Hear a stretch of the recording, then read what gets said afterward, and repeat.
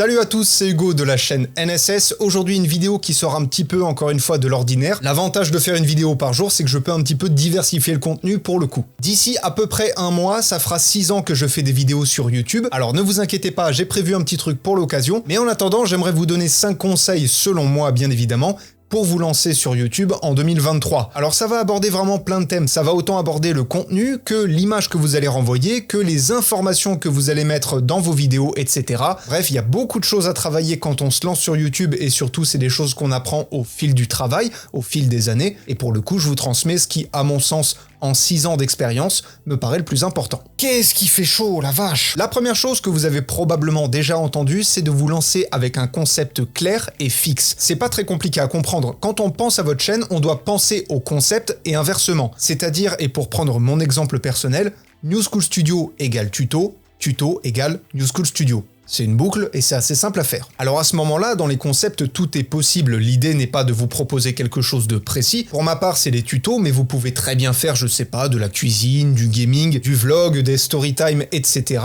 Raconter des histoires, faire du podcast, même pourquoi pas uniquement. Je pense qu'aujourd'hui, vous avez un nombre de possibilités qui est assez grande. Il y a le choix. Ça, c'est la première chose. Mais la seconde chose que la plupart des gens oublient, à mon sens, de préciser, c'est qu'à partir de ce concept-là, il faut développer ce que j'appellerais personnellement une expertise. Alors l'expertise dans mon cas, étant donné que c'est une chaîne professionnelle, ça peut s'adapter facilement, mais ça s'adapte aussi sur du gaming, sur des vlogs, etc. Prenons par exemple le fait de raconter des histoires, l'expertise serait de travailler sa voix, de jouer avec les inflexions, d'apprendre à conter un récit, de connaître des histoires cultes et peut-être en faire une version à sa sauce, d'inventer ses propres histoires, etc. avec son propre univers. Bref, il y a plein de manières de faire. Ce que je veux dire, c'est juste, ne vous limitez pas à faire un concept particulier, mais devenez vraiment bon dans ce concept. Et surtout, bon, ça vous l'avez compris que je suis un peu dans cette démarche avec la chaîne, c'est surtout de continuellement se former, apprendre des choses, développer ses connaissances et ses compétences, peu importe le sujet, ça pour moi c'est vraiment développer une expertise. La deuxième chose qui rentre un petit peu dans le cadre du fait d'avoir un concept clair et identifiable, c'est d'avoir une esthétique claire et identifiable. Je vous donne plusieurs exemples dans mon cas. Premièrement, vous avez les miniatures, vous remarquerez que l'esthétique est toujours la même, c'est pas un hasard, c'est fait exprès, même si j'ai mis un certain temps à trouver quelque chose qui me plaisait vraiment, et surtout bien évidemment une esthétique, une image de chaîne peut évoluer au cours des années, ça c'est on ne peut plus normal, mais vous avez également dans mon cas la police d'écriture qui est toujours la même, vous avez également 4 couleurs de référence qui apparaissent continuellement sur la chaîne et qui font partie des miniatures, vous avez le logo évidemment, et tout ça, ça fait partie de ce que l'on appelle la charte graphique. C'est en gros votre identité. Alors on trouve ça surtout dans le milieu professionnel, mais ça s'adapte à 100% pour les réseaux sociaux, et pour le coup c'est vraiment quelque chose d'intéressant à étudier, à développer au même titre que le concept que vous allez faire sur votre chaîne. La charte graphique, c'est pas un sujet que j'ai déjà abordé sur la chaîne, mais c'est une idée de tuto qui pourrait être intéressante. Troisième point, et ça c'est hyper important à mon sens, et c'est parfois un peu trop délaissé, avoir un décor au même titre que votre concept, clair et identifiable au premier coup d'œil. Si je prends Joueur du Grenier, si je prends Amixem, si je prends What the Cut, ce genre d'émission, on a à chaque fois un décor clair et identifiable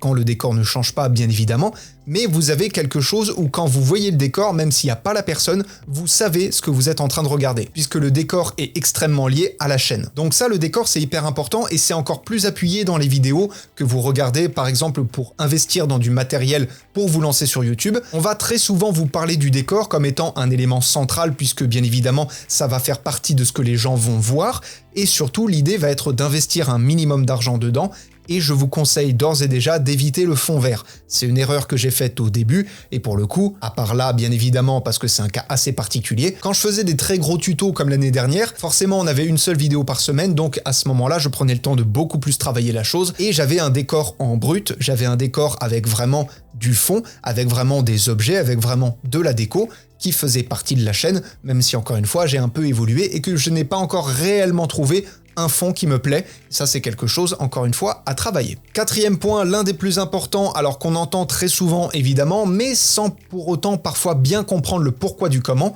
c'est se différencier. Ce que personnellement, j'aime bien appeler aller à contre-courant. Alors pourquoi aller à contre-courant? L'idée est simple.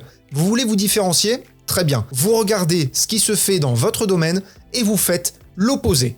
C'est pas compliqué. Pour le coup, quand je me suis lancé dans les tutos il y a presque 4 ans, j'ai vu que sur le YouTube français, les tutos en montage, c'était vraiment pas la meilleure qualité, même les tutos d'ailleurs en général, en France, on a un certain retard. Alors aujourd'hui, ça va un peu mieux, mais à l'époque, c'était beaucoup plus compliqué. Et donc j'ai voulu amener cette qualité que l'on retrouve énormément sur les chaînes américaines. Alors au début, c'était pas la qualité qu'on a aujourd'hui, c'est sûr, mais petit à petit, progressivement, j'ai amené ça. Et surtout, j'ai amené des vidéos claires. Et comme vous l'avez très souvent dit en commentaire, et ça pour le coup, je ne peux pas l'inventer, je vais droit au but. Je perds pas mon temps à parler de tout et n'importe quoi avant de commencer la vidéo. Je suis clair et concis, et surtout, je suis un bon pédagogue à en croire ce que vous me dites. Et ça fait toujours plaisir à savoir d'ailleurs. Donc pour le coup, se différencier, c'est pas juste avoir un style un petit peu différent, c'est pas juste, si vous faites du gaming par exemple, jouer à des jeux auxquels personne ne joue. Ça en fait partie, mais il n'y a pas que ça. Encore une fois, ça va toucher au montage, ça va toucher au tournage, comment vous vous filmez, quel décor vous allez avoir, quel style vous allez avoir dans vos vidéos. Si je prends par exemple le style d'Amixem, comme il l'avait dit lui-même dans une de ses vidéos, il joue un personnage, il n'est pas comme ça dans la vraie vie. Il joue un personnage de youtubeur, il joue un rôle d'acteur pour les vidéos, et autrement dans la vraie vie, il n'est pas du tout comme ça. Donc encore une fois, pour moi, se différencier, c'est quoi? C'est faire l'exact opposé de ce que la grande majorité des gens font. On ne vous demande pas de réinventer la roue, on vous demande juste de ne pas devenir un mouton et de vous fondre dans la masse. Et enfin, quelque chose d'assez important, mais qui va toucher beaucoup plus au côté technique, au côté référencement de YouTube, c'est de faire attention aux informations textuelles.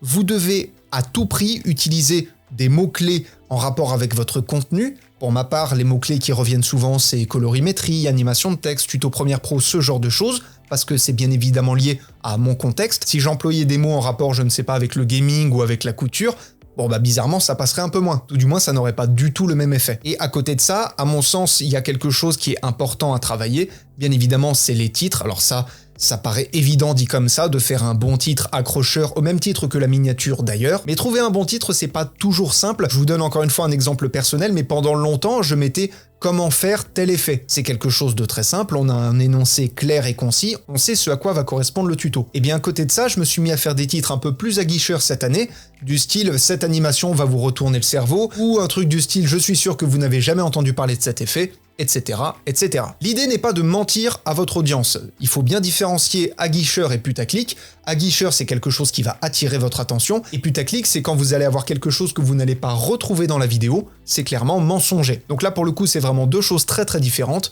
Moi, ce que je vous dis, c'est de faire des titres accrocheurs, aguicheur, mais sûrement pas mensonger. Bref, voilà, c'était un petit peu plus long que ce que j'imaginais, mais il fallait prendre le temps de vous expliquer tout ça, puis 6 ans d'expérience, bon bah forcément on a un peu plus de choses à raconter que si ça fait 1 an ou 2 que l'on fait des vidéos. Pour le coup, j'espère que ça vous servira, j'espère que ça vous aura intéressé. N'hésitez pas à me dire en commentaire ce que vous en avez pensé, si vous avez trouvé ça pertinent, si vous avez appris des choses, etc. Alors l'idée n'était pas de faire une formation sur comment lancer une chaîne YouTube en 2023, c'était simplement pour vous donner un retour d'expérience entre guillemets. Et voilà. Je sais pas comment finir cette vidéo. Bref, apprenez, utilisez et progressez dans vos montages. Je vais aller me rafraîchir, je suis en train de mourir de chaud, j'en peux plus. Je vous fais des bisous et à plus.